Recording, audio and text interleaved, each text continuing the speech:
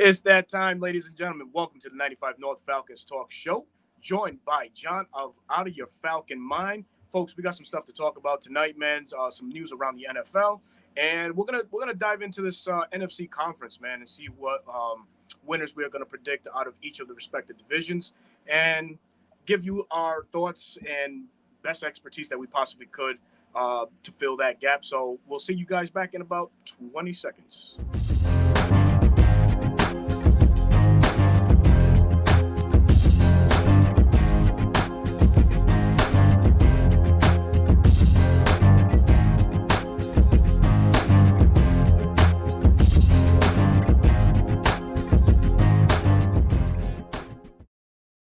Yes, sir. Here we are, man.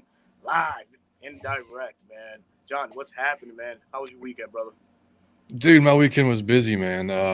I know one thing, man. Folks gonna be tired of seeing my face. They're like on these damn channels. It's like Friday doing the. I was with you doing Yeah, the live the stream, live. and I jumped over to JR. Pound for pound did theirs. And then, we had our recaps for yesterday, and JR came on and joined me. Mike, by the way, Mike is sick. That's why Yes, he's not here yes. right now. So if y'all are looking for Mike, he's still sick, not feeling well.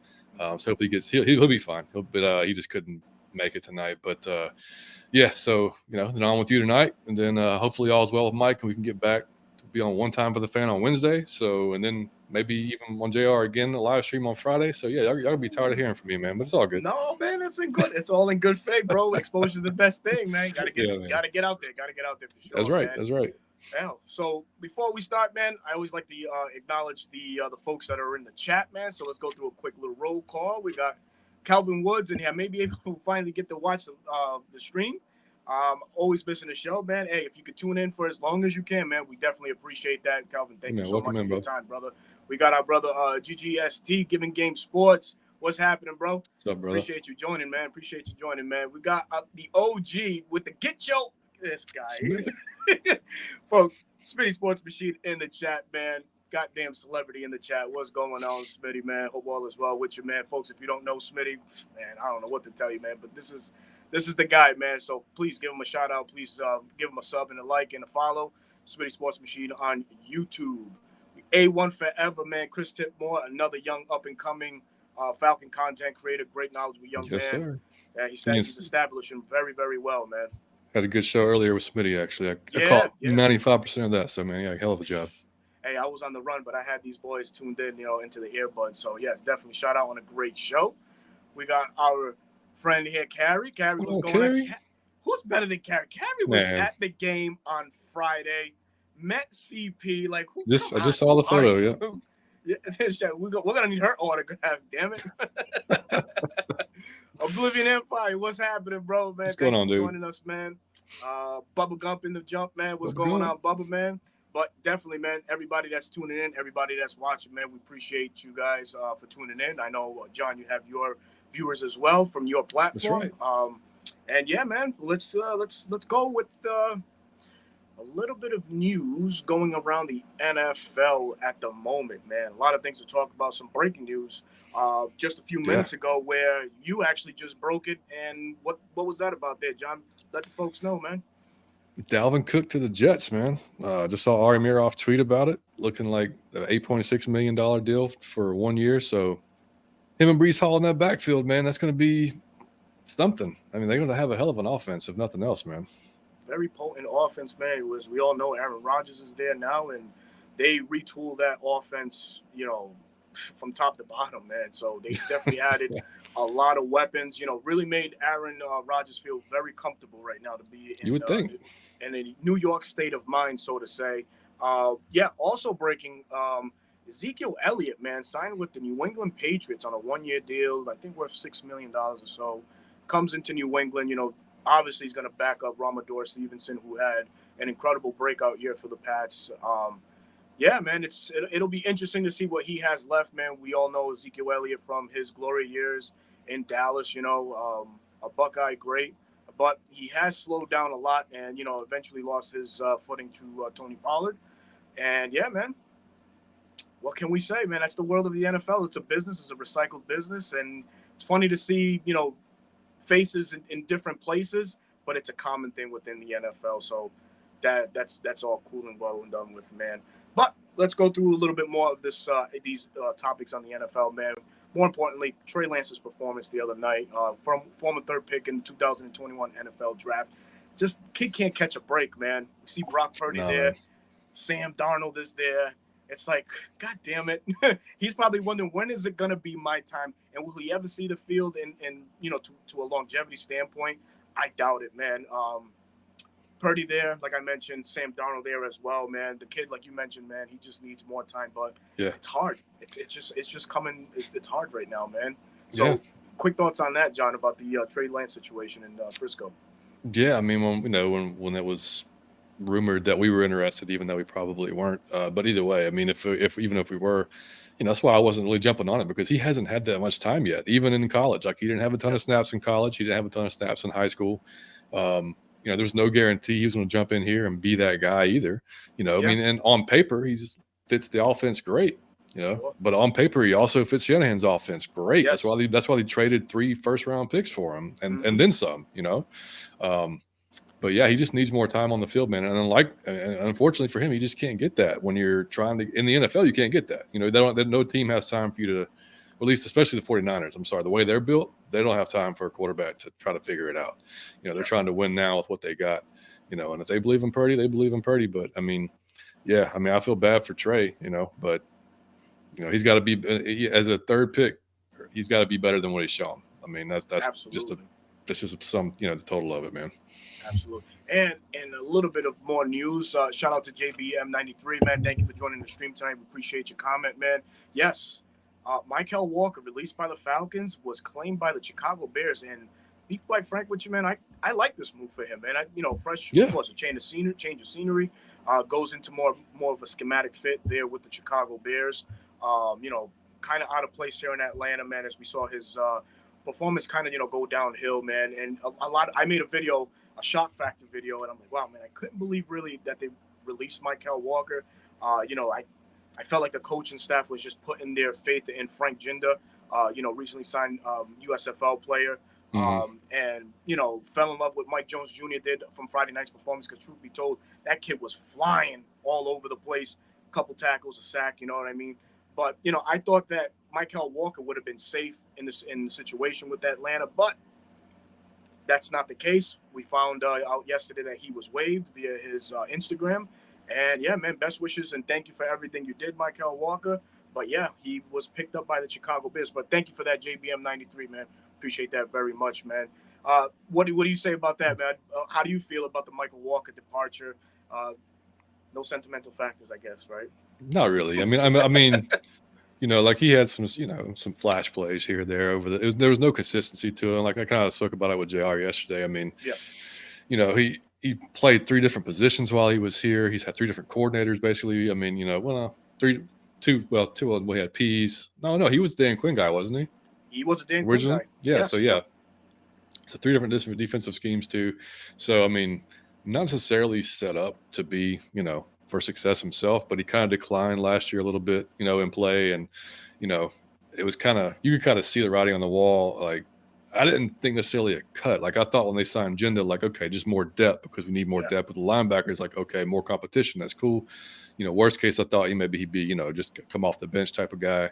But yeah, I didn't see him getting cut. But when I saw him come, like, basically start the game with the 2s and 3s, like, that was a little bit of a, like, okay, well, you know what? I mean, maybe he's on thin ice here, and then didn't play well, Friday night, and just kind of happened to, not be his time, man. And like I told JR, man, Nielsen doesn't seem like the guy who's going to like kind of beat around the bush. Like, if you're just not going to fit, nah, this is no use wasting any time. Let's just go ahead and move on. Yes. And honestly, man, good for them. They did it now. They did it quick.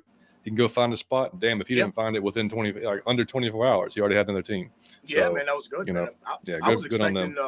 I was expecting the Rams to probably pick him up or something like that. Rams, for whatever reason, right. He's a Fresno State guy, so it would have made sense for him to go back to that side of the world.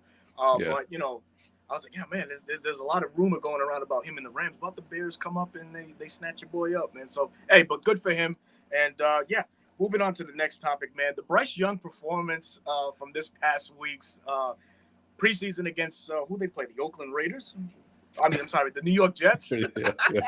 Speaking of that, the New York Jets, man, definitely wasn't a showing that the most Panther fans or Carolina themselves wanted to see. Offensive line looked pretty abysmal as they allowed 5 sacks and 15 quarterback hurries, if I'm not mistaken. And he really didn't look that comfortable throughout his time starting. So, kind of something that Carolina Panthers have to shore up. But I hope they do after week 2, as we all know that's our week 1 opponent. So, hey, it is what it is. But your take, real quick, on Carolina's performance and Bryce Young from this past weekend, man. Well, I mean, it was their ones against the Jets twos, and the Jets twos won that battle on the front. I mean, like it was. Yeah. I mean, they were coming through, man, and I mean, like I said yesterday. I mean, I've watched Bryce at Bama just sit back in the pocket and chill, and you could see it yesterday or whenever, whatever it was, Saturday. Same deal. Like he so relaxed in the pocket, but damn it, man, you're not going to be able to be that relaxed in this league. You're going to have to get the ball out. You're going to have to be a little bit more urgency to you. He can't take those hits year round like he's taking. Like he's not going to be the guy, the starting later on in the season if he's going to hang in there like that. All credit to him. He'll stand in there and take the shot, but he at that size he shouldn't be. And I saw like a steal shot today. Somebody took of him like, and he was up on his tiptoes. Yep. I mean, like it's. I mean, it's legit though. He's trying to see over the line, I mean, like that's all he, he has to. But I mean, it was.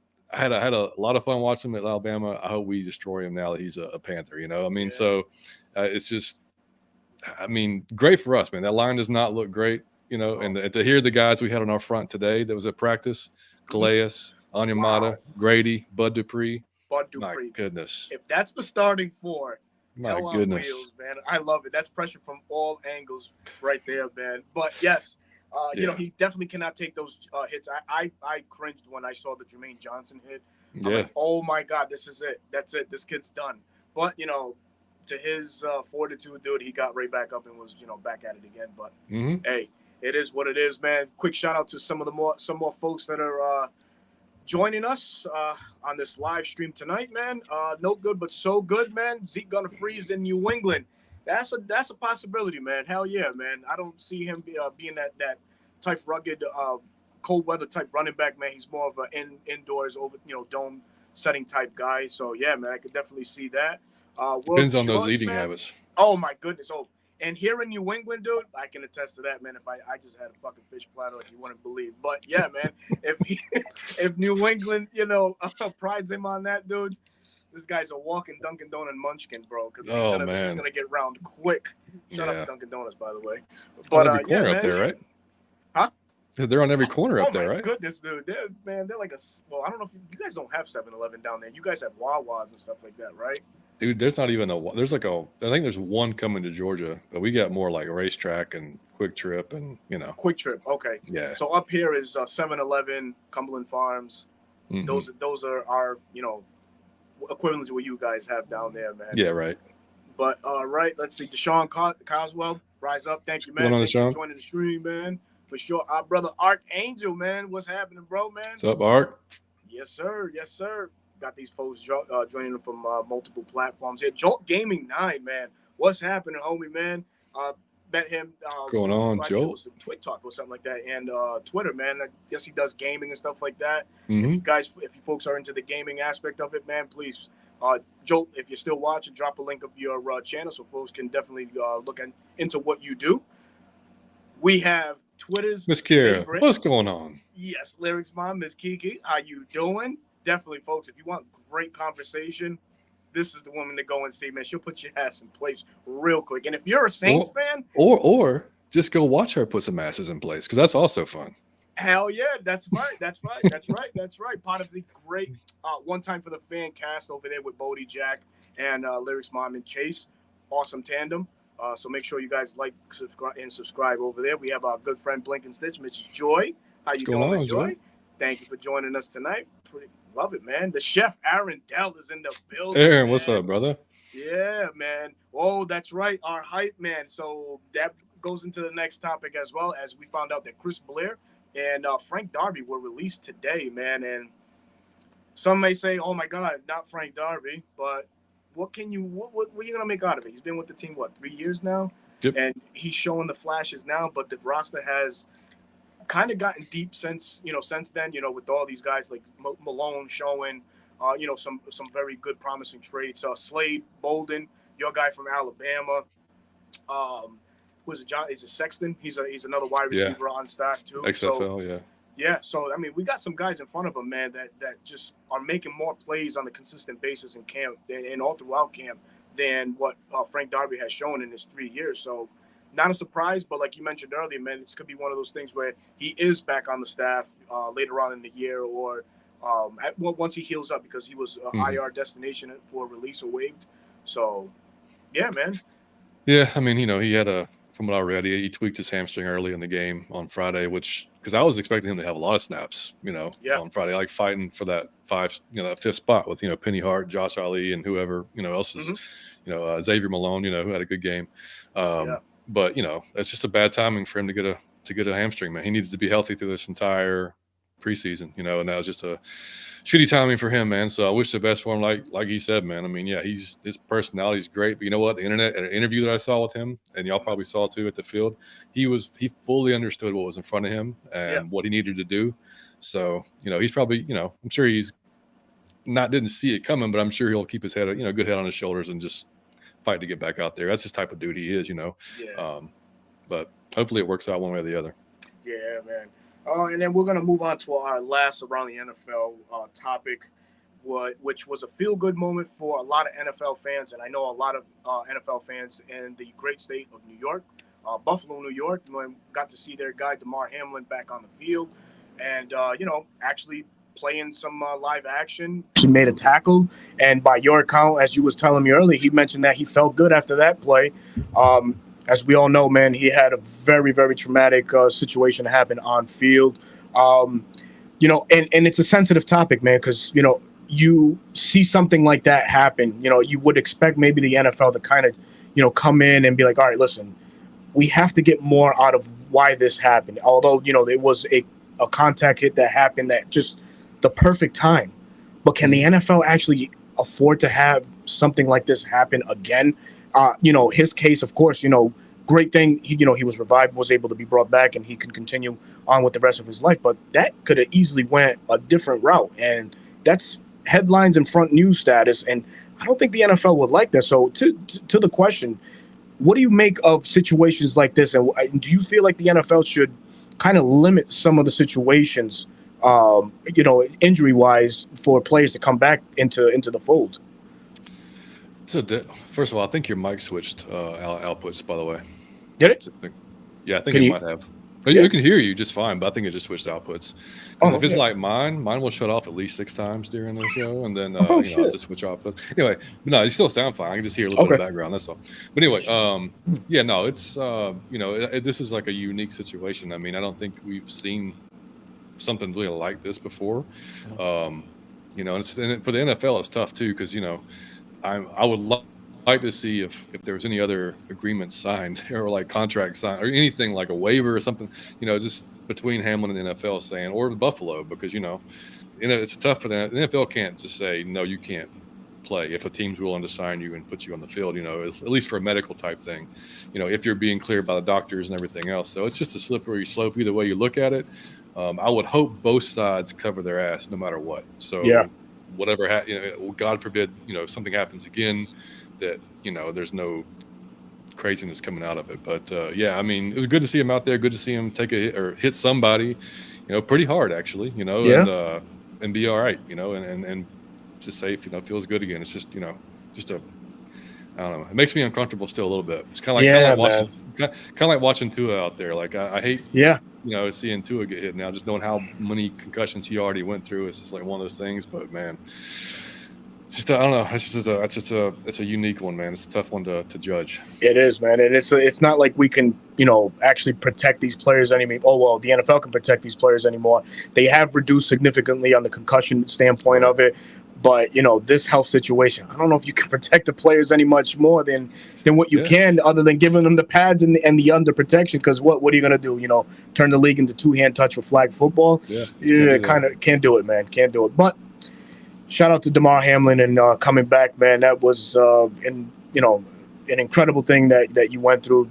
Thoughts and prayers from the NFL community, the NFL world, man. So we're glad to see you back and doing what you love to do best. So that's gonna round out the news around the NFL. We're gonna dive in, folks. Time to dive into the whole NFC Conference, brother. Oh man!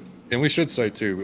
I think we've already said it, but y'all probably figured out we're simulcasting this on Berto's channel and my channel. So anybody that's on our channel that hasn't subscribed to Berto, make sure y'all go do that. 95 North Sports Falcons Talk Show, and vice versa. We'd appreciate a sub if y'all sub on our channel, because we're going to be doing a lot of collaborations throughout the season and going forward. So yeah, it's just we have a great time together and support one another like that. So much appreciated. Anyway, go ahead. Course. Yeah, no, and shout out Mike, man. Hope you're feeling a whole lot better, man. That's the other half of the dynamic duo of John and Mike of Out of Your Falcon Mind, man. Talk about the hype man. He's the hype man. Dude's the man.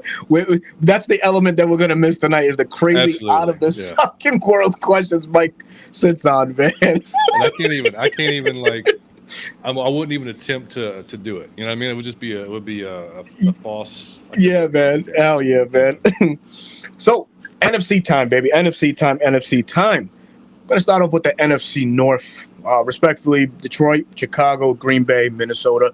Not in that particular order, but just in that same breath. So let's get to it. Detroit Lions, man. Really like this team and what they've done the past couple years, man. Last year finished the season 9-8. Dan Campbell is a Dan Quinn clone, so to say, as far as the hype, the slogan aspect, just the goddamn energy, period, man. And these boys really rallied behind him last year, finished, like I mentioned, 9-8, was on the cusp of the playoff berth and all that. So it's good to see a team like Detroit that's been in such a rut, man. Similar to our Falcons for the past couple of years, finishing in the bottom of the basement, so to say, within their division. But with that time, down there, they've been able to acquire so much talent, man. We all know Aiden Hutchinson was their very promising first-round pick last year. This year, they turned some heads, taking Jamar Gibbs, 10th overall, and then doubling that back with Jack Campbell in the first round for the linebacker. They have a great nucleus, man, of players. A great, a good young mind defensive coordinator. I believe it's, if I'm not mistaken, Aaron Glenn is still there. I had to check that. I should have checked that. Yeah. But the defensive acquisitions that they had this past offseason, drafting Brian Branch, C.J. Gardner, they stole David Montgomery from the Bears, so that's a good 1-2 punch that they're going to have over there with the Lions. Also, Emmanuel Mosley comes over, and Cam Sutton of the Pittsburgh Steelers also signed with Detroit. So I'm really liking what Detroit has done as far as turning it around. Of course, the mainstay there is Jared Goff. They signed Teddy Bridgewater. So things are looking up for Detroit. So what are your quick thoughts on what Detroit has done and how they can turn this bad boy around, so to say? Yeah, no, I think you're right. I mean, they've had a lot of good pieces. Kind of unlike, I guess, Dan Quinn. A lot of these guys have really kind of bought in, like fully 100%. Like, yeah. Excuse me, but yeah, I think Jahmyr Gibbs is going to be a hell of a addition for them. I was surprised they took him as early as they did. Yeah, but. And then Jack Campbell I just saw was the highest rated rookie this weekend. Yeah. He went out there and balled. So, like they've got some good spots. I saw that, what's his name? Williams. Jameson Williams? Jameson Williams, was he hurt again? Or something? Yes. Something creep. Yeah, he was hurt. Yeah. So he's not seeing the field anytime soon again, man. So damn, dude, that's crazy. That's 2 years in a row. I know. And I've never been like a Jared Goff fan, but it's, he's seemed to have gotten better in this system with Detroit. So, yeah, I'm still not sold on him, but looking at the rest of the division, yeah, and with that, here's another player who just dropped it. RJ ATL for life, the plug, man. Good to see this guy. John Cominsky, yeah, absolutely. John Cominsky, man. Oh my goodness. He is balling. He was balling for them last year. He's going to continue to ball for Detroit. Same scheme. They just added better pieces around him, so it's only going to elevate his play, man. Yeah, but RJ, thank you for joining the stream tonight, brother. I really appreciate it. So my prediction as far as what the Lions are concerned, man, I think they take the NFC North and I think they take it comfortably with an 11-6 record. I'm kind of liking what Detroit has to offer this year. They could be one of those sneaky good teams to just creep up and just ruffle some feathers within the whole NFC Conference. So I know we play them this year, so that's going to be a very enticing matchup. Of two up-and-coming teams, so to say, two teams with the top running backs going 1 and 2, so to say, in the NFL draft. So, yeah, man. So I like what Detroit has, and I like them at 11-6 and taking the NFC North. I like it. Yeah, I was almost there. I had them at 10-7, so I was right about 10-7, not bad. Yeah. I like it, man. So moving down to the Chicago Bears, man, a lot of promise with that team. One of the teams that have had so much salary cap this year, man. They went out pretty much. They could have bought whoever they wanted, man. Led the league with salary cap money. Justin Fields goes into his third or fourth year, and I think that he can definitely break out this year. The offensive line seems to be playing a little bit better. Well, a whole lot better, obviously. Hey, better. His ass to be dead too. Exactly. That could be another, not Trey Lance situation, but it just could be another Bryce Young kind of situation too. You got such a promising act in Justin Field, but you can't rectify the problem that's at hand, and that's the offensive line. You're going to have trouble. You're not going to have a 17-game starter. So, I thought he was going to not be able to finish the game against us last year. I mean, we pounded the living shit out of him the entire game, dude. Yep. And they cannot. I think obviously they know that they can't run him like that again this year.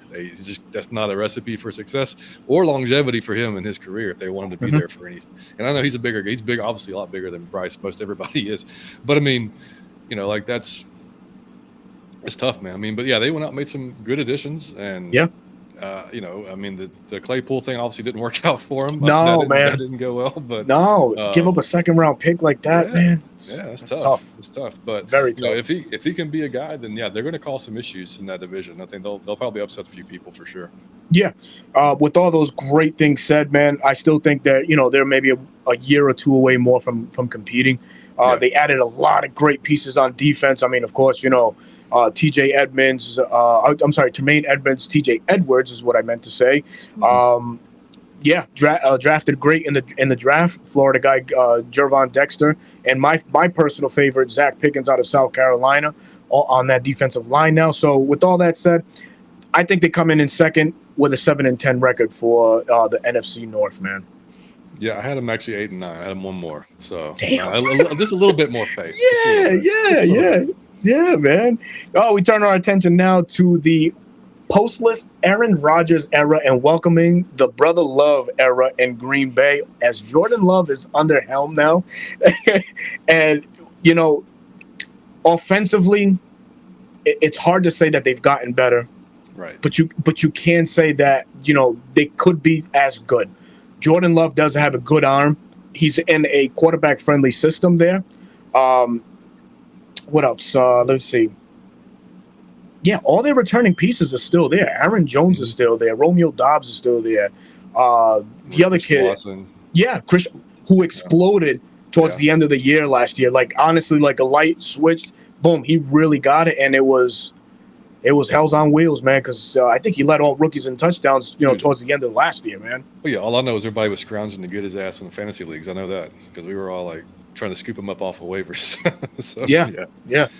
And you know what? Shout out to Smitty right quick. He was suspended 6 games. That's right. That's what it was. That's right. Okay. Shit, man. These guys, man, keep your money where it belongs, man, in your fucking pockets, man. You got to get away from that, man. You guys are high-profile guys. You guys don't need to gamble, man. If you want to gamble on yourself. Go out on the field, produce, do better for yourself, earn that second contract, and ball the hell out, man. But back to the Green Bay situation. The defense was pretty stout last year. Was pretty good. This is the nugget that I love right here because it's on our side now. Jerry Glanville. Why am I thinking Jerry Glanville? Hey, man, Jerry Gray. Black, baby. Let's go, man. That's when I started watching the game. That's what I'm talking about. 91, baby. Yes, sir. Jerry Gray is now with the Atlanta Falcons, and truth be told, that was a balling secondary last year for the Green Bay Packers. Finished in the top 10 as far as secondary positions are concerned. So now that element is in Atlanta, of course, and I'm so pumped for that. The defense, Kenny Clark, Rashawn Gray, Preston Smith, Luka Van Ness, there's a lot there. There's a lot there, but their Achilles heel is stopping the run and losing out on Jerry Gray, which, has a wealth of knowledge, both, just defensive overall. I think that's really going to hurt them. I really got a feeling that's going to hurt them. I got the Packers in third place, finishing at 9-8. Yeah, just seeing what Jerry's already added to the team in the short amount of time he's been here, yeah, that's going to be a hell of a loss for them, in my opinion. So, sucks for them, great for us. But yeah, man, offense though. It's the Jerry. Yeah. Oh man. No, but and the thing with Love is, we don't know, right? We have no idea. He's been chilling for so long, and we don't know. Like to go out there and see live bullets now. I don't know. Like I'm not sold on him, so I'll go 7-10 on these guys. 7-10. Yeah. Yeah, I got 9-8, 7-10. Man, we're just one or two off, man. Shout out Michael for joining the stream, man. Thank you so much for joining us tonight, brother. Appreciate you, man. Last but not least, the Minnesota Vikings, man. Minnesota, shit. We just broke the news that Dalvin Cook, joined the Jets. Offense is good. I think the strength of that roster is going to be now the wide receivers. Jordan Addison looks like another Calvin Ridley 2.0. The kid has, oh my goodness, man, the route tree that he runs, it's so smooth, man, so smooth. Wide receiver out of USC, man, was drafted late in the first round last year, or this past year. Yeah, they lose their workhorse in Dalvin Cook, but they gain that in Jordan Addison. As we all know, Justin Jefferson is there. So, they got some things that they can work with. I think the one thing that probably saves this team is the Brian Flores hiring, man. And Brian Flores, as we all know, was a candidate here in Atlanta for DC. I think, he can really bring an attitude out of that squad over there. He was with the linebackers, I believe, with Pittsburgh last year. So this is a guy that's been around the block, knows defenses. And I think that he has good pieces in place in Minnesota to definitely stay in contention. Could we see the declining from the quarterback there, Kirk Cousins? It's a possibility, man. He's 35 years old. How much longer can he really sling the ball? Because I feel like Minnesota's probably gonna be a more of a throw first type offense more than a run first. So I don't know. For those things mentioned, man, I still have them finishing at 11-6 and possibly as a wild card team in the NFC Conference in total, man. Yeah, I hate to. I mean, that's exactly what I had them winning the division at 11-6. Really? Okay. Yeah. Cool. And and I mean, I guess they're rolling with Alexander Madison, I guess, at running back. Yeah, at Madison. Yeah. Yeah. So, and it was kind of a stupid reason, but I mean, you watch quarterbacks. And it's hard not to like freaking Kirk Cousins after watching it. Like, he's just like the most prototypical freaking Midwestern white freaking Coles Cash dad that you've ever seen in your life. Yeah. So hard not to root for the guy. But hard, definitely, man. But yeah, so yeah, I was just like, what the hell, 11-6, let's do it, Vikings. So yeah. Okay. Plus, our boy Savion's covering the Vikings now. Right. Shout out Savion. Yes, right. He landed that gig a couple months ago, right? That's awesome, man. That's awesome. We won't call you a traitor because we know where your roots lie. But exactly. Yeah. Exactly. Shout out to Savion and the boys at New Millennium Falcons podcast there, man. All right, switching gears, man. Let's talk NFC West, man. NFC West, very it was once known one of the more competitive divisions in the entire NFC. Kind of seems like a two-team race right now. We can sum it up. I think the Rams and Cardinals are two teams that are on the brink of rebuilding. I don't think they're going to be contentious in any aspect of the game. If the Rams win, I got to put it out there. I have both teams going 6-10, the Rams and Cards. I just think it's that time. Departing is Jalen Ramsey, so all the pressure's back on, Aaron Donald. There's not a lot more to say there. We have a Matt Stafford that, his arm can fall off at any point now, man, being taken, that's you Stetson, though? Yes, I did see. Yes, he's a bullet to the end zone. He will not go away, man. Like No. he just we were talking about that on Twitter. Like, dude just shows up in balls, man. Wherever he goes, Wherever he goes, shows up in balls. And I mean, yeah, credit to him, man. Like hey, do your thing, man. Brother, I was really I might catch hell for this dude, but I had him undrafted. I thought he was not gonna get drafted at all, dude. A lot of folks did, dude. I mean, it was just because it was. I mean, I don't know why. It was just nobody. He never really. For some folks, he never caught on as like that guy. And even though like he was so successful at Georgia, it was everything around him. It was the defense was what made Georgia amazing. It was a running game. All he had to do was just manage the game, which the game manager gets tossed out there and everybody thinks it's the worst thing in the world, but he managed the game really damn well. And he made the throws when he had to. He's sneaky athletic. He's sneaky fast. So I mean, it would not shock me if Stafford's down, he comes in there and does a good job. Yeah. So the one beautiful thing that they still have is that wonderful mind of Sean McVay, man, and his creativity, calling offensive plays and dialing up things, man. I just hope that he evolves more and stays in the NFL because it's really fun to watch, a Rams offense when it's in all gears. And it's a good thing for the NFL because of the wow factor, and just because it's so much of a copycat league. There's other coordinators that, will stay up a little bit extra to just study what it is, the intricacies, the ins and outs that he likes to, display. So for that, that's about all the hope that I have for them. The Arizona Cardinals, man, another team, I think they're just on the cusp of a rebuild, man.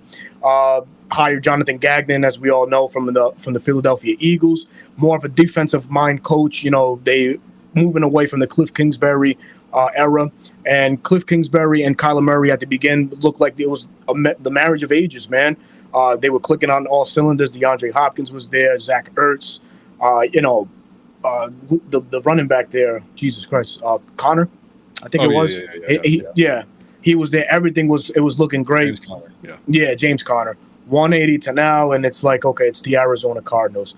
Me personally, dude, I think Kyler Murray, whenever he decides to step on the field, he's going to be auditioning for 31 other NFL teams this year.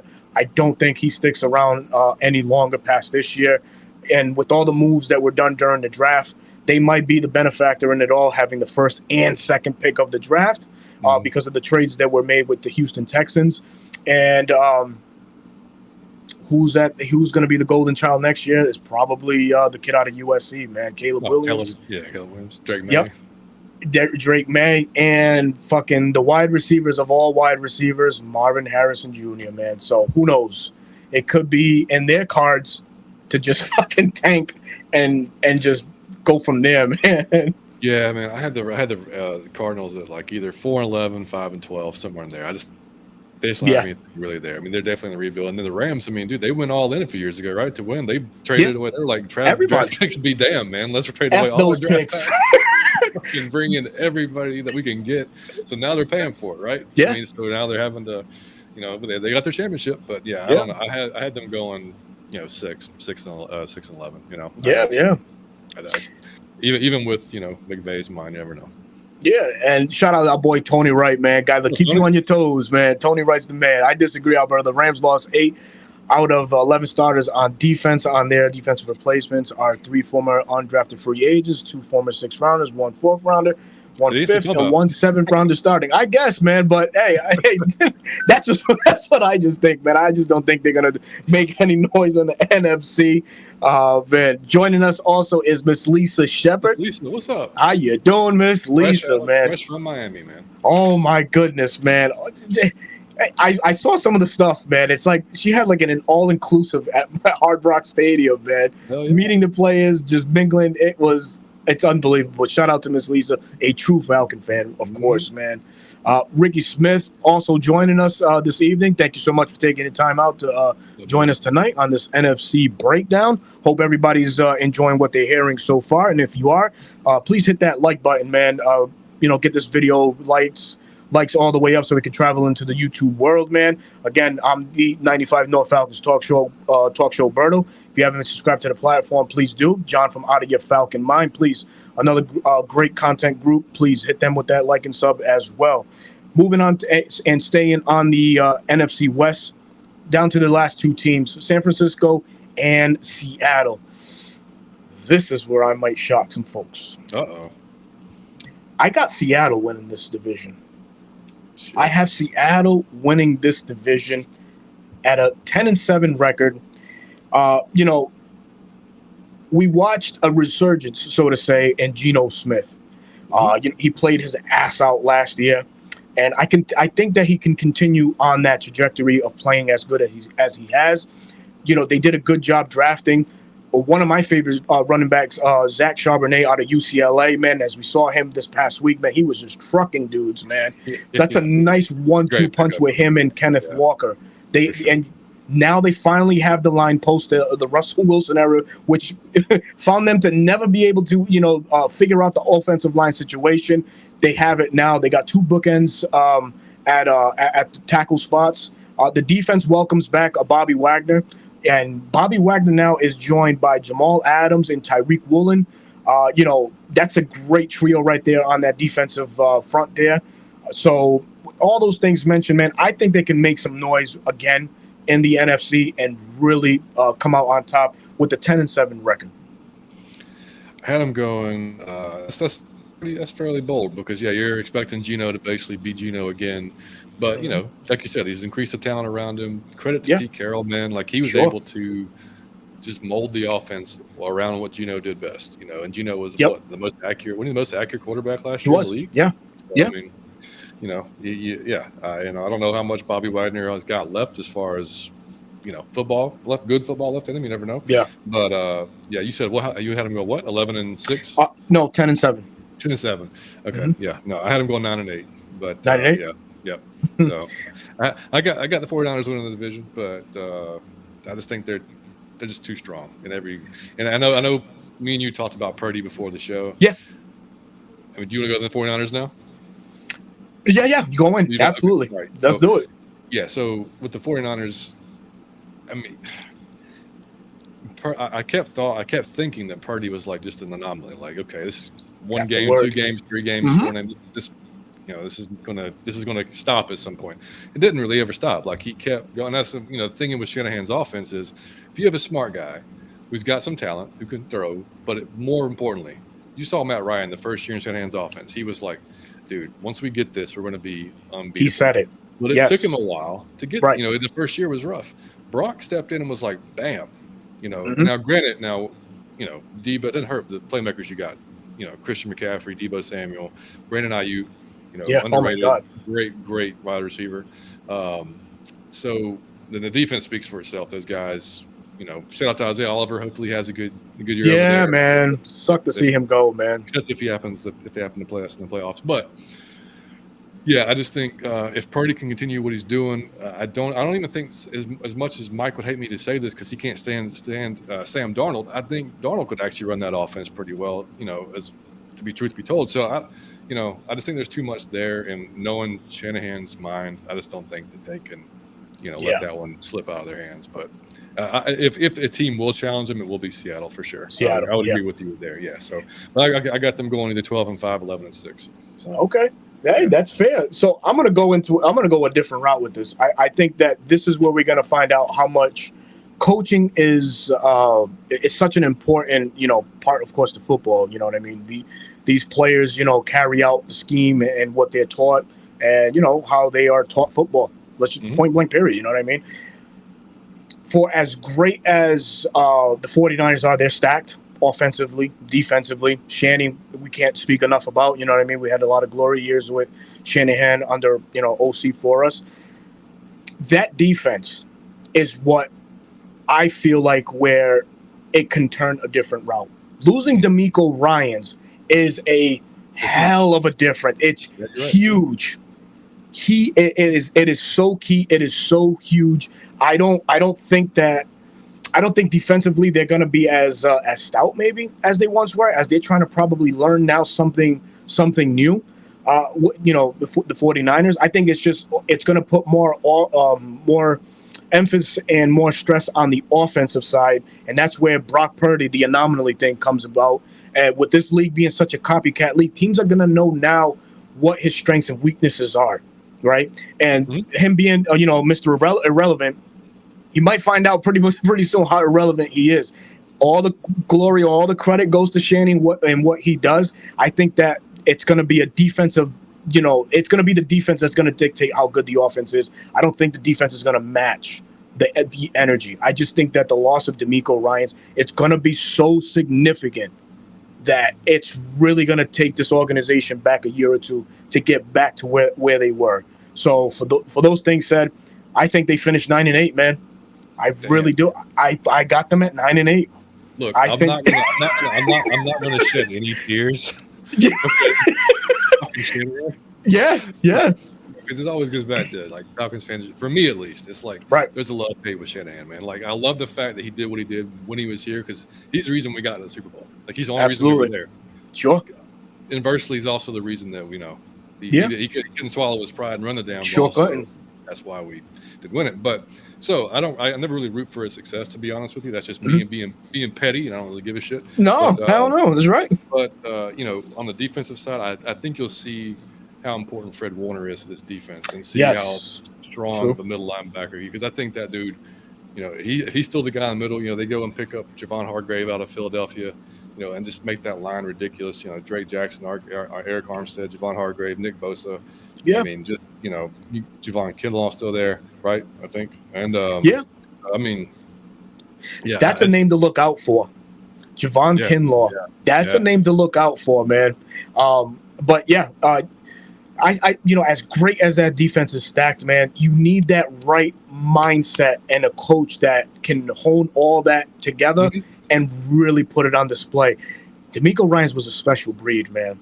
He really was. And I love that dude. Yeah. Yeah. Houston's benefiting that right now with, him being the head coach and, much success and praise to him. Good luck, with the Houston Texans. But it's everlasting what he has done, with the 49ers, man. So I think it's just going to be a little too hard for this organization to, just replace, man. And I can eat my words. I'll be bold in this. I'll eat my words if I have to. But I just have that hunch, man, that I don't know, man. I don't hate your hunch. I don't think your hunch is going to happen, but I don't hate your hunch. Oh, shit, man. Oh, man. Oh, yeah. Oh, bro. I saw Tony Wright's comment, too. He said, wait, where'd it go? He's talking about Isaiah Oliver. He said Isaiah Oliver got beat yesterday on the Raiders' second touchdown pass on an out route right before the half, but I wish him well. Everybody got beat yesterday by the 49ers. What was that final score? Like 47 to – I don't remember what the score was. You know what? They just beat the hell out. Yeah, they did, huh? I fucking missed the damn score. God damn it. Hang on. I'll tell you. Shit. Here we go. Yeah, no, sorry. 34-7. 34-7. That's cool. We have a very angry Miss Lisa Shepard over here. I'll never forgive Kyle. We are with you 100%. 100%. 100%, man. All right. As we get a little bit closer here, let's talk about the NFC East. And if y'all don't know by now, the NFC South will be left for last. But the NFC East, man, god damn it. Pretty stacked division. Pretty freaking stacked division. From top to bottom, Philly, Dallas, New York, Washington, again, not in any specific order. But the top dog, I think, this year, still, again, Philadelphia. For all the subtractions that they had. Everybody's like, oh, my God, they're done. They're getting gutted, this, that, and the third. Brother, what the hell do they go out and do? They get Jalen Carter. They go get Kaylee Ringo. They go get Nolan Smith. Eli Ricks, man, even. Eli Ricks.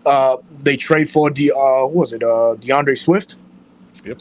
And if he can stay healthy, my God, we're looking at a juggernaut on offense. Again, Nick Sirianni really has these boys playing. I don't think that there's that much of a drop-off from last year to this year. The only minus, of course, Javon Hargraves going to Frisco, which we just talked about. Still the top dog, man. Year 4 for Jalen Hurts? This is his 4th year. Yeah. I expect him to take a fucking substantial step forward and besting a lot of what he did last year. I think they take the NFC again. I got them at 14-3 as top dogs of that NFC East and potentially the whole NFC Conference as a whole. Yeah, I don't disagree, man. I had them at Yeah, same thing. I had him 14-3 or 13-4. And yeah, you look at that. I'm just looking at the depth chart now, and it's like there's not a bad spot there. I mean, their depth. They got depth pretty much everywhere. All it took was one good play from Jordan Davis for people to freak out and say we said the wrong guy. I knew it would, though. I knew it would. Oh my God, you had to. Yeah, that was coming. Some of these folks had that shit saved for months, already in the drafts. Just hit send. Told you we should have took him. Yep. All it took. Man. But no, they just got to hope to God Jalen stays healthy. Because if y'all saw Marcus Mariota yesterday or whenever they played, he may not even be that. He may not even be the backup before that shit's all said. Brucey from the longest yard was in full effect yesterday. Holy he hell, man! Sailed that ball. No button. That's all, man. That's all. I got so much shit from Philly fans when they put out like a little hype video for Marcus, right? When they signed him. Yeah, when they signed him, Yeah, they left out the fucking throw off of his ass. So I just responded back and said, man, of course, one out. And so I put exactly. The video there. Man, I had Philly fans took off. They were in my shit for a week. I was like, why are y'all so upset? I'm just y'all missed a good throw here. He threw it off his ass. Look, he was throwing it to anybody, but I mean, of course I'm being stupid, but I mean, they just got all in their feelings about it, and I'm like, well, now y'all see. So you better hope to God he's not coming on and playing for you guys. But no, I mean, I just that defense is going to be serious again. Yeah, Jalen's going to be doing his thing, like you said. I mean, I don't see much of a drop off at all, man. No, man, I can't stand them, man. But yeah. On to Dallas. What really can you say about Dallas, man? I think they're just in the news just to be in the fucking news because they're the presumed America's team, which I don't know where the fuck that started, who gave them that shit. And I really don't care. I think that organization is going to live and die by how long Jerry Jones fucking lives or dies. Sorry, God bless you, my friend. I hope nothing but the best for you. But they will not be in any serious contention until this man is no longer part of that organization. I really think he cripples that organization. He's involved way too fucking much. I get it. You're the owner. You right the ship. Whatever the hell you want to go with that, but you got to know how to step away, brother. You got to know that you have undermen or underwriters that work for you, such as your son and others that can really drive this organization to a different direction. But furthermore, they added Stephon Gilmore, which, wow, that's a major get. Now you essentially have 1.5 lockdown corners because, dude, I'm sorry, Trayvon Diggs, I know that's your boy from Alabama and all that, but God damn it. He got the bag. He got the bag way before. Sure did. Man, he had the numbers, but he's not. Yeah, I don't want to, I don't want to bash the guy, but No, but I can say this. They really got somebody good and an often traded, always productive Brandon Cooks. Never understood why this kid gets traded as much as he did. I mean, shit, I would have took him here in Atlanta, for the right price, which I think they only got him for a third-round pick this past year. You pair that up with CeeDee Lamb and Michael Gallup. They've got a nice little trio going on, but no run game. Tony Pollard, what's the situation with him? Is he going to start on PUP? You got rid of Ezekiel Elliott. You don't have really a tight end. Well, you got an up-and-coming tight end, but your mainstay there, he's no longer with the team. And do we really trust the Dak Prescott, Mike McCarthy marriage? A lot of people will say no.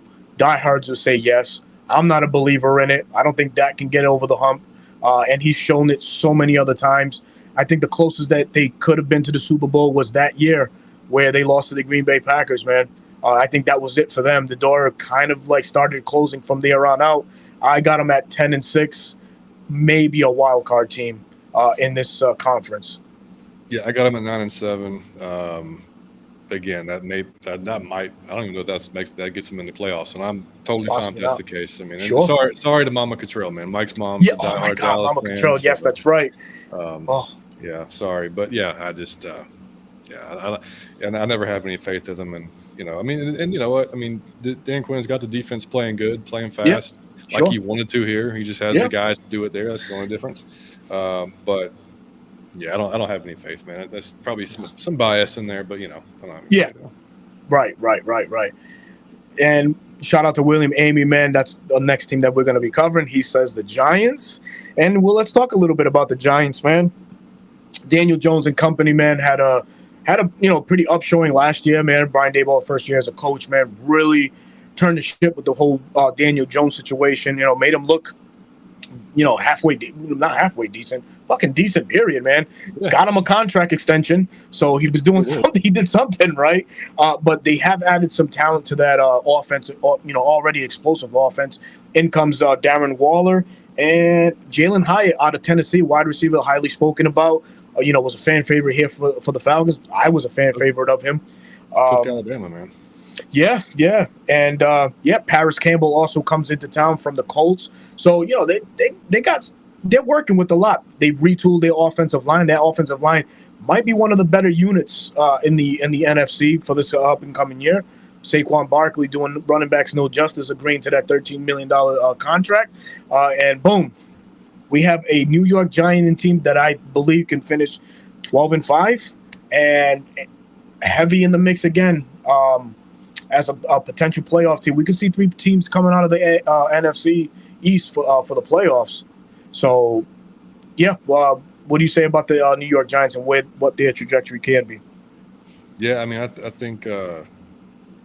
I mean, everything kind of rides on their defense to me because their offense is going to be good. I mean, you would think, but I had them at 10-7, and again, maybe it's just I don't like anything New York or Dallas. I don't know, but I mean, they Ashawn Robinson going up there too. With on the other end from Kayvon Thibodeau. Now Dexter Lawrence too next to him. So I mean, it's going to ride on. But once you get past them, it kind of drops. It kind of the depth's not quite there. So that's the only thing that defensively that and they did. You know what? So interesting. I want to see how Deontay Banks does there too. They drafted him out of Maryland, and that's the guy that looked at possibly us even drafting early on. But I think he'll be a good spot there too. But I mean, 10-7, about where I got him. Yeah. We have hopefully hopeful, man. Thank you so much for taking the time and dropping this wonderful comment. We really appreciate you, man. Thank you. That hoodie, unbelievable. Oh yeah, absolutely, John. Please let the folks know where they can get some out of your Falcon Mind merch, man. Let them know, brother. Yeah, man. Yeah, we got it. If you want a hoodie like that or the one I'm wearing, where we just put some out that says who threw that, because just to be assholes, we put that out there for all the idiots like to hate on Ritter. It's at bonfire.com/out of your Falcon Mind. That's it. And you'll see all the different shirts and hoodies and stuff we got there. So if y'all want to snatch one up, man, feel free. It's a great way to support the show. Keep the lights on, as they say. Yes, sir. Beautiful, beautiful. And last but not least, man, for the NFC East, the Washington Commanders, Turmoil City, man. Oh boy, what can we say? Possibly the worst ran organization in sports. Unbelievable. They have a great head coach in Ron Rivera, Riverboat Ron, as they call him. They got a good offensive coordinator, Eric Bieniemy, coming over from the Kansas City Chiefs. Jacoby Brissett is there. Sam Howell is there. Good defense. Great defense. Yeah. It's fucking monstrous line with Sweat. Who else is there? Chase Young, Jonathan Allen. Yep, Deron Payne. They got some. I think Carmen Curl is the safety. Good corners. Derek Forrest too. That safety combination is one of the better ones you'll see in the league. Yeah, I mean, as far as with them, Kendall Fuller, Manuel Forbes on the outside. So Manuel Forbes, man, Mississippi State product, man. Yeah. Oh my God, I remember when Smitty did an interview with Fred Smoot, and Fred Smoot called it, man. He's like, y'all want to know a sleeper of a corner? Check out Emmanuel Forbes, and he has not disappointed, man. A lot of great feedback from that cornerback position from Emmanuel Forbes. But yeah, man, boy, I got them at 9-8. I think I'll give them a couple more wins than what they had last year. I think they'll have a better showing. I think they can get to 9-8 having Jacoby Brissett lead the team versus Sam Howell right now. I think he can push the ball a little bit better than Sam Howell could. But yeah, truth be told, man, 9-8 could be, one of those teams that just misses the cut, man. But I think they're pretty decent enough. Yeah, I had them at 7-10. And I don't know if how long they're going to ride with Sam. Like I was probably higher on Sam coming out than a lot of people were. And it was, I watched him when I was watching film on him before he was drafted. Because obviously that's the year we were drafting quarterbacks, so he was one of the guys I was looking at. And like when they played Notre Dame, I mean, like they were in that game solely because of him. I mean, he was just put that team on his shoulders, and you could see the arm he had. You could see the playmaking ability he had with his feet. Mm-hmm. That being said, he had one game in the NFL, and he played well, but he's had one game. So I haven't seen enough. And like Tony Wright, I think mentioned up in the chat, the offensive line's terrible. It is. It's not going to be a good squad. They got Brian Robinson Jr., who I love, out of Alabama. Antonio Gibson to back up, but I don't. That line's going to. We both know the offensive line on either side of the ball. I mean, as good as their defensive line is, their offensive line is going to hurt them really bad. I think so.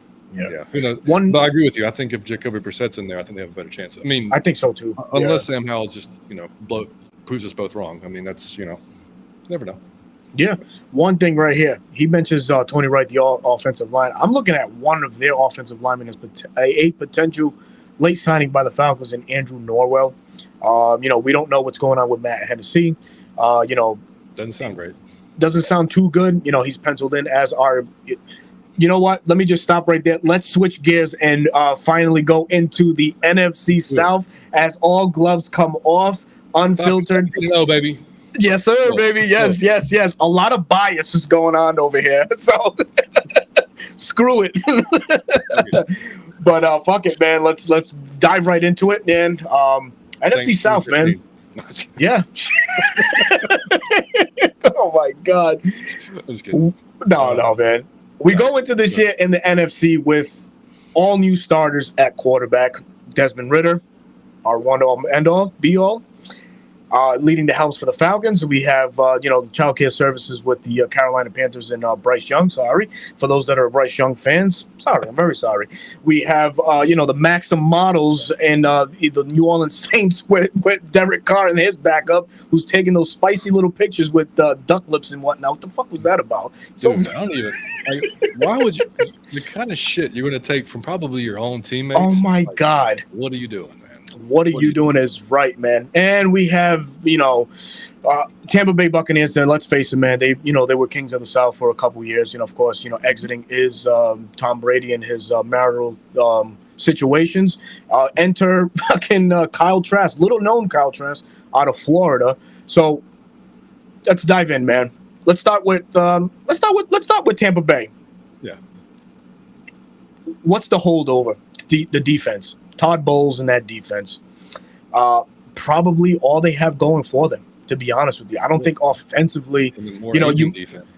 Yeah, an aging defense, a defense that's probably schematically, on its way out of the NFL as the NFL, moves on to more, more hybrid fronts. With the heavy front line like they have, I just don't think that their style of players are going to, keep up pace with some of the more explosive offenses that the NFC has in total, and so in NFC and AFC as well. So with that said, I'll give them 6-11, man, at best, bottom of the basement in the NFC. We don't know nothing about Kyle Trask, really. Baker Mayfield. Did Shanahan coach Mayfield in Cleveland? Or was that Manziel? That was I don't remember, dude. I don't remember. Either way, I mean, the only thing we know about Mayfield is he's been inconsistent since he came in the league. But I know who it was. It was Kevin Stefanski. That's who it was. That's who coached him. But yes, So 6-11, man. Just let fuck him. Yeah. I mean, put it on a T-shirt. I mean, no. You're right. I mean, the defense is all they got going for them, And they got some studs on defense still. I mean, I think Logan Hall is a great pick for them. Big monster on the line. Vita Vea still doing his thing as a big body. Kalijah Kancey, I love that pick for them. Me too. Yeah. But their linebackers, Devin White, who was kind of reminding me always of Debo. It was fast, and those type of guys as they get older, when their speed declines, so kind of their play declines a little bit. Levante David, Shaquille Barrett, Jamel Dean, who signed that massive deal. Yeah. And Brian. I mean, they got some players there, but you can't. If your offense is going to put you in bad situations, it's not going to make a whole lot of difference, And I have zero faith in Baker. Like I said, there may be he may come out and throw 350 for 3 touchdowns and no interceptions. The next game he may throw for 100 4 interceptions, and what I'm saying, like there's never any consistency with him. So no, right? I don't believe that they're going to. And it's so much of this league is predicated on quarterback play. So that's that. Absolutely, man. Yeah. Oh man, moving over to the our division, another division rival in the New Orleans Saints. But Alvin Kamara serving his 3-game suspension. Do we trust or care that Dennis Allen is not a good coach? I don't give a shit. I don't think he's a good coach. I don't think he can lead a team. We all saw when he coached for the Raiders, he was fucking god awful. And I think what saved him last year was having Ryan Nielsen on that staff to go along with the guy. I forgot his name. Jesus, Chris Richards, a co-defensive coordinator there. I think that's really what saved them. But to be honest, man, nothing amusing out of them. An aging defense. We got Demario Davis and Cam Jordan. A team that was really gutted. Omenyata here with the Falcons. Caden Ellis here with the Falcons.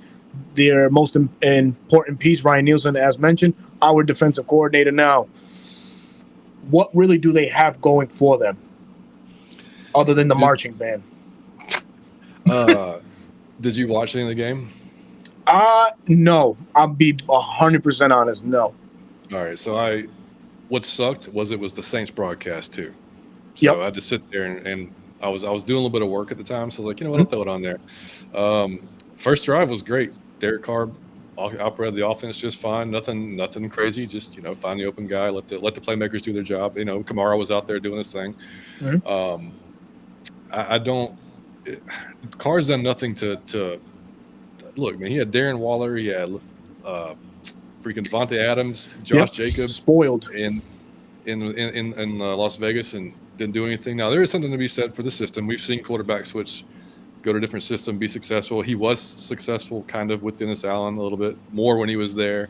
But I don't know that it's enough, man, to be honest. And then I saw Kendra Miller, who they drafted, hurt his knee, has a knee sprain too yesterday. So that's not good. I mean, when that's their backup for Alvin Kamara. So, defense can still play. They did lose some guys. I thought going into it all along, it'd be between the Taints and us.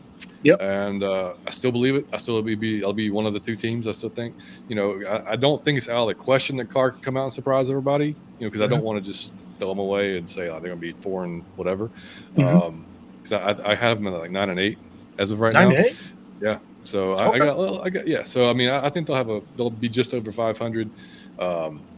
But yeah, I don't have a lot of faith in Carr still, and Dennis Allen, Dennis Allen hasn't proven me anything as a head coach. So, and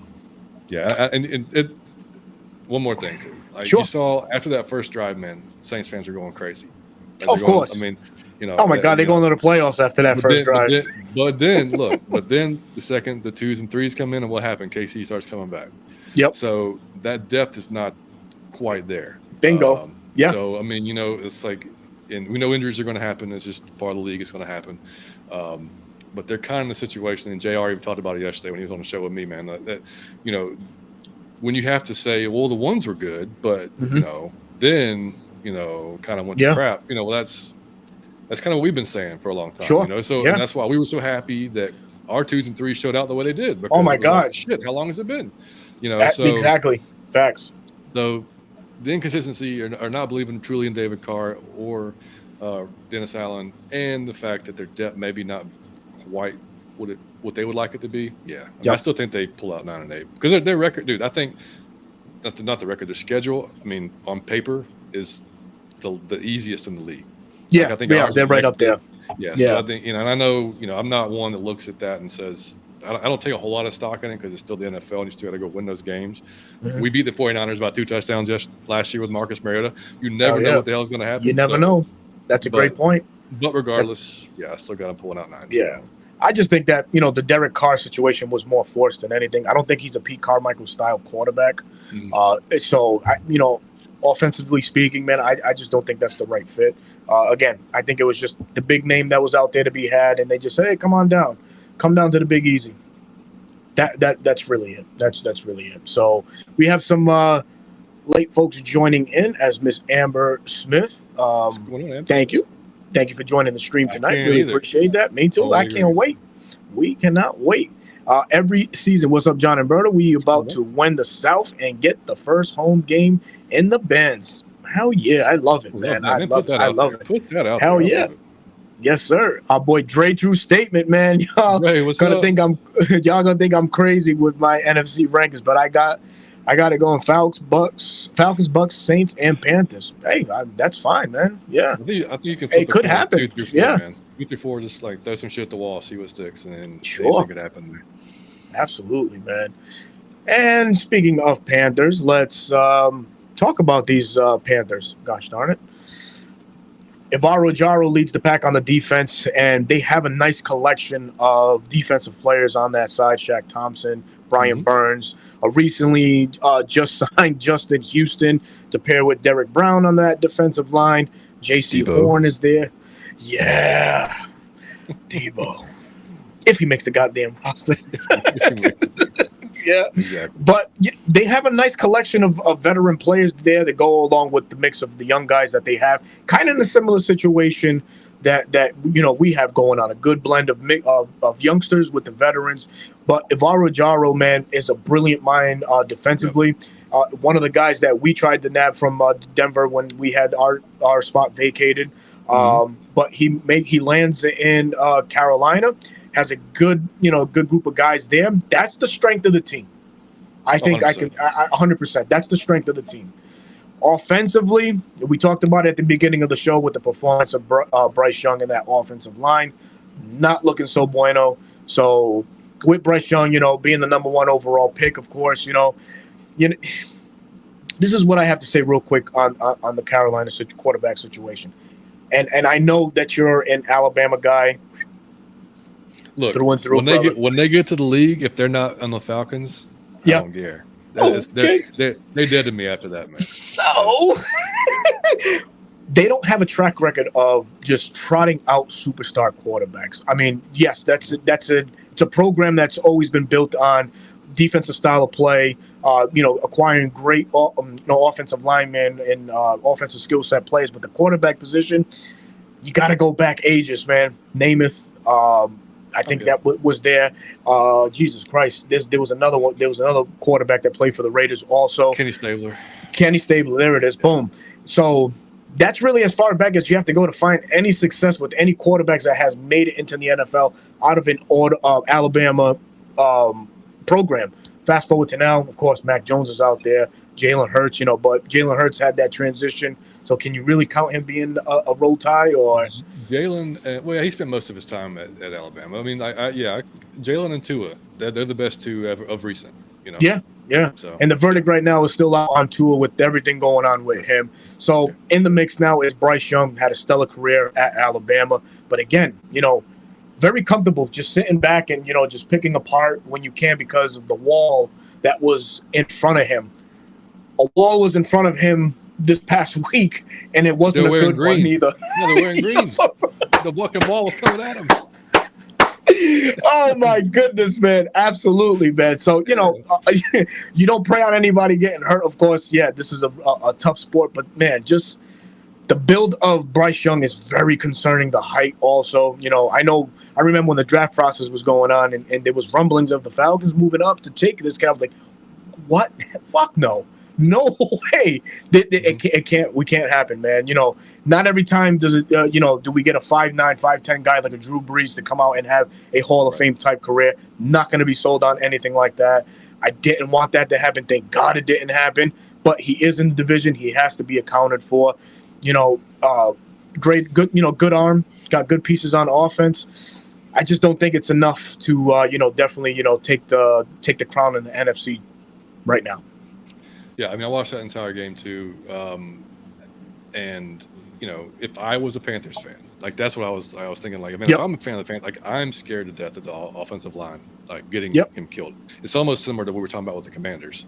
You know, like Yeah. you've got a really good defensive line. They went and got Shy Tuttle, you know, robbed him from the Saints, you know, New Orleans. Yep. yeah, and Derek Brown, who destroyed us. Oh my God. My dude.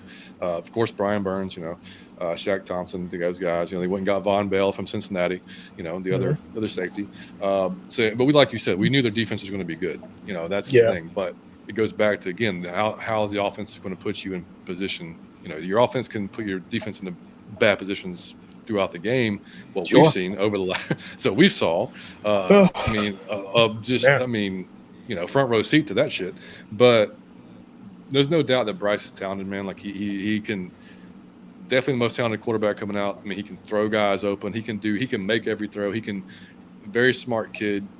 You know, he can do all those things. But if he's under pressure every single time, or you know, and the wide receiver talent's not great. You're looking at DJ Shark, Adam Thielen. It's not fantastic. There's no stud, receiver out there. Right. So I just think with that line, it's going to hurt him, man. So yeah, I'm with you. I think they could be a force if they build up that line and give him some more time, but not this year. Not this year. Yeah, I give him 7 and 9. And I'm being nice, I guess.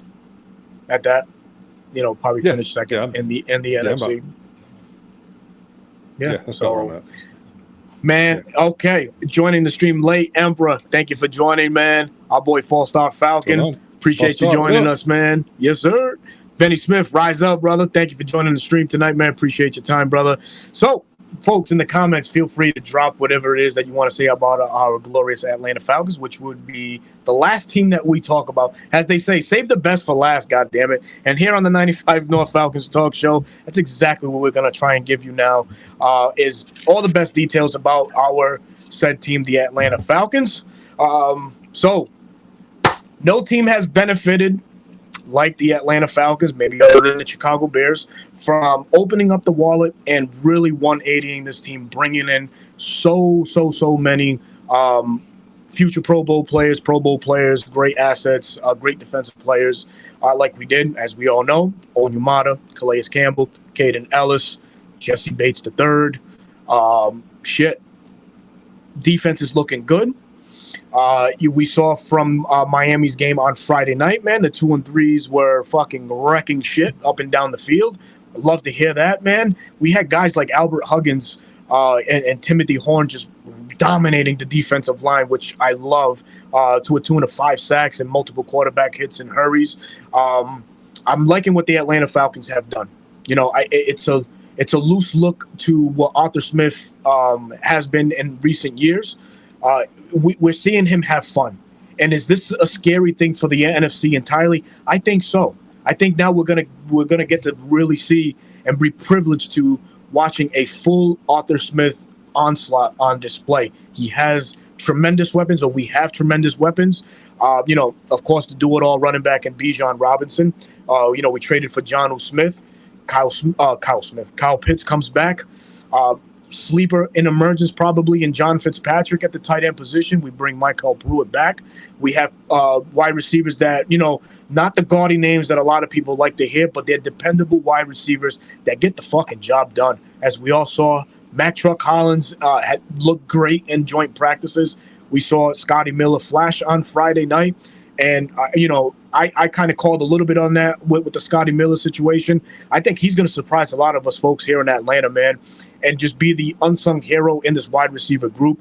Why I say that is because he's benefited from playing with a guy like Tom Brady, who just wears his emotions on his sleeve, and he expects the very best out of all his position players, offensively speaking. So what a guy, learning that for the past couple years, man, it's just so infectious. And I think that he could definitely thrust that upon this whole Falcons offensive roster and really get these guys going in the right direction. But my friend, what do you say? The look says it. I think you're confident, you're determined to lay the smackdown on this would-be division. So your thoughts, please.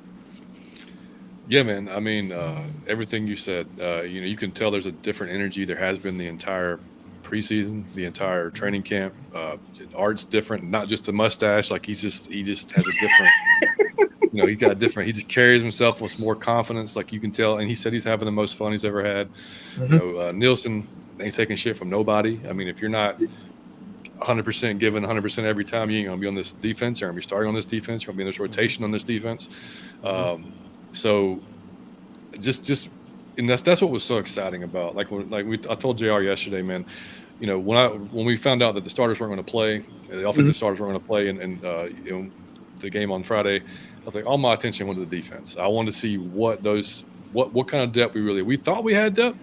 Yeah. It's you see it in training camp, but you don't know until you're on the field against somebody else. You don't know. 100%. But to see those guys flying around and to hear Tua say it during the week, said, man, that secondary, they're swarming, man. Like they're athletic, they're getting around there, and they showed it on the field and the situationally, man. Like those fourth down stops inside that stuff you don't see that comes together that quickly. That's what I mean. We're talking about the first preseason game. Yes, sir. And they're out there. I mean, the communication is there, even with the second and third level. So if that's what we're getting from the second and third level, man, I cannot wait to see the ones out there doing their thing, because it's going to be, I think everybody was worried about Desmond. I don't think it's going to be the matter. I think our defense is going to be the unsung hero this year, man. I think if they're getting Desmond more opportunities and getting these playmakers more opportunities, dude, I mean, like it's just. I'm not even that worried about. I mean, I know Desmond's still an unknown, but I've got confidence in him, man. Like he doesn't have to go out there and be Mahomes. He doesn't go out there and be Brady. He just has to make. Arthur's offense is all about finding space. Finding an open space, and that's why he likes the guys that are not necessarily, pigeonholed into one. Like you're this type of receiver and you're this type of running back. Our running backs Tyler can catch out of the backfield. He can block. Bijan can do the same thing. Watch him what Ikwebuike did. Freaking! Oh my God, man! I mean, like, okay, there's running back 4 probably right there. Possibly. He can do some things too, possibly. Yeah. CP. He's gonna have better legs longer into the year. He's gonna have fresher legs. Very key. Could be lined up a wide receiver. Matt Collins looks like a cage fighter. I mean, like, I think Drake's gonna have Drake. We know Drake and Desmond have a great chemistry, so like that's there. And then like you said, John, like the list goes on of guys that could possibly, and I don't even care. I don't care how the numbers shake out. I don't care. I don't care if Kyle has, 1,000 yards. I don't care about any of that. As long as we're scoring points, and if we're clicking on all cylinders, dude, we should be averaging 25 plus points every game. Why not? Easy. I don't know why not. Like why not? Yeah. Like if you. I think this would be a nightmare offense to plan against, and the national. That's what's different. Everybody gets mad about the national media. Well, they don't follow the team like we do. They don't look. They don't understand what's going on here. So they don't take the deep dive into it. Now those that do, you start seeing a different tune. Yeah, you do. Mina Kimes, Dan Orlovsky. Oh yeah. Oh shit! Like these guys may have something going on down there. So, you know what I like? I like when we make Brian Baldinger in his. Fucking phenomenal, man. His breakdowns, man, he really gives love and shout out, to the teams when they have, a great week and stuff like that. I'm going to go a little bit further. So I was looking at the defense, and then you and we did the live stream Friday night, for the first 2 quarters and stuff like that. So 2 things that off the rip I wanted to see: better third down defense and red zone defense. And they passed with flying colors. And these were second and third stringers, as we, kept saying. Atlanta was in the bottom of the NFL in both categories, both third down defense and red zone defense. Third down defense, I believe they averaged a 47% allowance rate when teams, wanted to convert. And in the red zone, I think it was at a 42% or 55%, excuse me, that, teams would just score at their own will. And to a tune of 6 points. And interception in the goal line. Those are strides we're already freaking making, man. It's just the first game, and it's the second and third stringers again. Third down for me again. I'm very big on that, man, because sure, as great as the defense is assembled, there are some veteran pieces on there. So I kind of want to see them more fresh throughout the game and not having to sit and go, for another set of downs, to really, hurt the defense, but. Nothing but, thumbs up from everything that was seen on Friday night. Truth to be told, man, this is probably going to be the strength of the of this Atlanta Falcons this year, man. The identity will probably be the defense, man. And What do you say? I mean, every player and every defensive player in the post game talked about Nielsen and delivering that aggressiveness and that attitude. Every single one of them mentioned it. Like they've all bought in. And they showed it on the field, man. Yeah. Like they got after the offensive line more. Oh my God. Than they just every player. And that's the thing. Last year and years past, those ones go out and it falls off a cliff. Like it's not the case, man. I mean, we're going to have a good rotation of guys that can really play. Sure. So that's the thing, man. And yeah, third down, Miami was 3 for 10 on third down. 3 for 10. I'll take that all day. Any day. All day. Absolutely, man.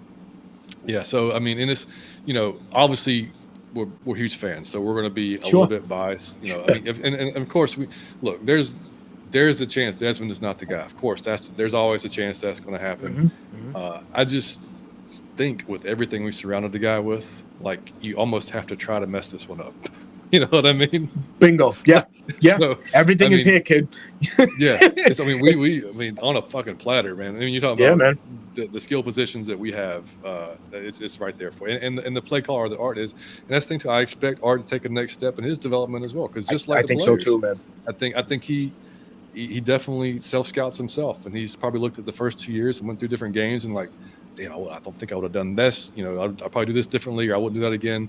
So, yeah, man, I think it's going to be a progression from all sides, and between Nielsen and Gray handling the defense and the secondary the way they are, I think we're going to just, it's going to be good, man. What do you have the record? Let's hit it. 12-5. Dude, damn it, me too. 12-5. Kings of the South finally again, man. We haven't held the crown since 2016 or whatever the case was. So what the fuck? Why not now? Why not us? Why not us, damn it? We've exhausted so much resources into just changing this team, facelifting the team defensively, completely, man. So from the soul, man, from the soul. Like yeah, man. I mean, shit. But definitely shout out to Terry and Arthur for the the job that they have done, and one thing I've learned so much, in doing what we do, podcasting, and just being fans overall, I've taken a valuable lesson from Uncle Steve. You can't tie your emotion to certain players. I was one of those guys for a long period of time. Like when the Matt Julio situation, happened, I was I was like, fuck, man, we're done. Oh, man, it really, struck a chord with me. But, hearing, a wiser individual speak made me think differently. Like, you know what, man, he has a point. It's point driven. And the Falcons had to make we're in this hole of the cap situation because of those situations with the Matt Ryan and the Julio situation. So fast forward to now, man, we have the scuttles, as some folks would say, or the money. Hey, man, we open that wallet up, brother. And we didn't even talk about next year. Will we have available next year? Yes. Oh, but what we do have available now, I think we're north of $11 million in cap space. When the fuck do the Falcons ever go into a season with that much cap space? I mean, this opens up the door for extensions, AJ Terrell possibly. This opens up for, a would-be trade. Usually the Falcons are popular doing that late in August. The most recent signing that paid major dividends was the Andrew Levitri trade from Buffalo years back when we acquired him the year of the Super Bowl. Could the Falcons be in full motion this time around and make a trade of that magnitude? Possibility. There's no restraints now. There is cap money. We can definitely do it. So, I mean, I'm loving the trajectory of what, Terry and Arthur have done, for our Falcons, man. It feels good to be on this side versus the other side as we have been in recent years, man. So I'm elated. I can't fucking wait, man. I know the fan base cannot wait. It's like, oh my God, man. It's just there, man. It's just there. It's dragged on, brother. Like a mother. On.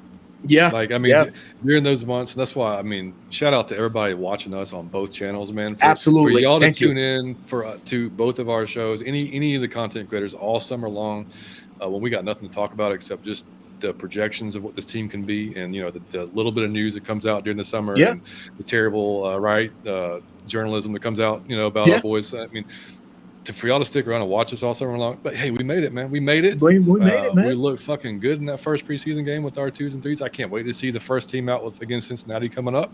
Yep. And then like I think Ms. Lisa said earlier, man, cannot wait for September 10th, man. Like fuck, it cannot get here soon enough.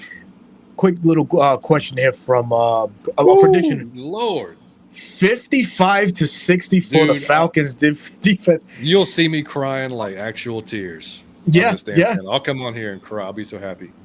To steal a page from our boy Mike, you are out of your Falcon mind with that one, brother. Absolutely, dude. It.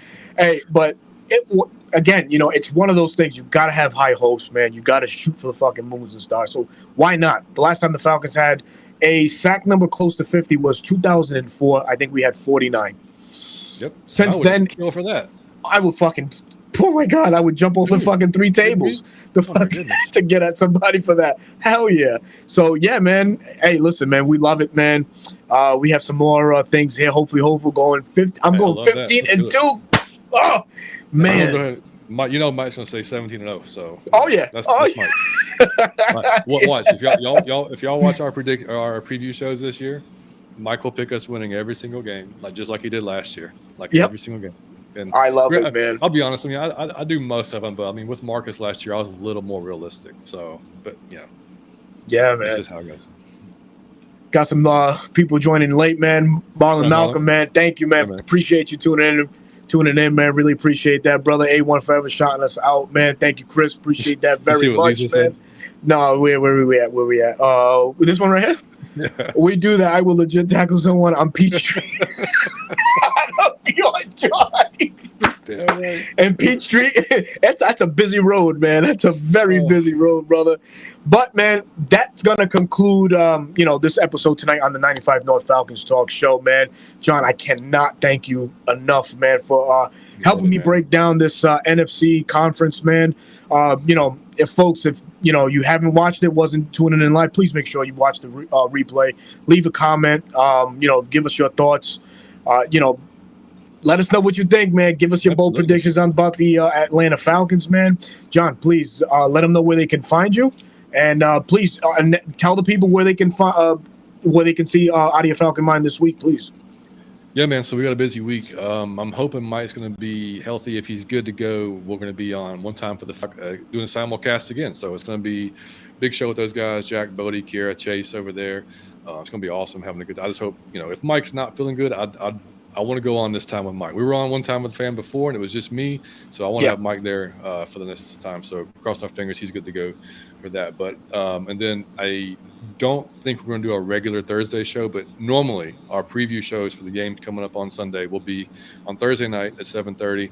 And our recap show will typically be after the game on Sunday, or depending on my kids' baseball schedule, which starts up again in a few weeks. Sunday, Monday, or Tuesday, depending on how that schedule falls. So, but we'll always regardless, we'll have a preview show and a recap show every week, and there may be other little pop-up shows in between, and maybe, like I said, you're going to see collaborations with Berto, with Smitty, with all these guys throughout the season. We all try to support each other. So, but you guys, like I said at the beginning of the show, man, if you're watching on either stream, man, make sure you subscribe to Berto's channel. Our channel is Out of Your Falcon Mind. We're trying to get to 1,000 subscribers. We're getting there quickly, man. So appreciate everybody for subscribing. Hit the like button, man. Helps all the Falcons community find us and make it easier for them to find us. And then I'll probably put this on our podcast stream too. So if you're listening to it on iTunes or Spotify, just drop us a 5-star review on there as well. But it's just Out of Your Falcon Mind on YouTube. You can follow us on Twitter at Out of Your Effing Mind. Out of Your Falcon Mind too damn long to write. So, so Out of Your Effing Mind it was. So yeah, that's it, guys. We appreciate y'all watching, man. Berto, you're my dude, man. You know that. Love you, brother. Absolutely, man. You know it, brother. Anytime you want me, man, I'll be here for you, brother. So. Yes, sir. Yes, sir. So with that, man, this is your boy Berto, your host of the 95 North Falcons Talk Show. Go ahead, brother. We did get a super chat. Oh, or maybe it came through on mine. Can you see it on yours? Yep, I got you right here. Yes. Cool. Hopefully, that's for you, Appreciate you, brother. Appreciate you, brother, man. Always, hopefully. Appreciate it, man. Absolutely, man. Absolutely. But yes, so I will be back on tomorrow night with Smitty. The dynamic duo returns, the 95 North Sports Machine, as we welcome Miles Garrett, Fox 5 News reporter, onto the live stream, man. We're going to probably be talking about the Cincinnati Bengals matchup with our Atlanta Falcons for this up-and-coming Friday, and maybe some other Falcons news-related topics that we might have for him, and some questions, from the chat or from myself and Smitty. So that's tomorrow night at 8 o'clock. So with that, man, thank you to everybody that viewed, everybody in the chat. Thank you for making tonight as successful as it was. John, again, a special thank you to you, man. Thank you for joining me tonight. Thanks for having me, brother. Absolutely, 100%, brother. And there's more to come as the season goes on. But folks, man, thank you to everybody. Please continue to enjoy your Monday night. This is your boy Berto, your host of the 95 North Falcons Talk Show. And we will catch y'all soon.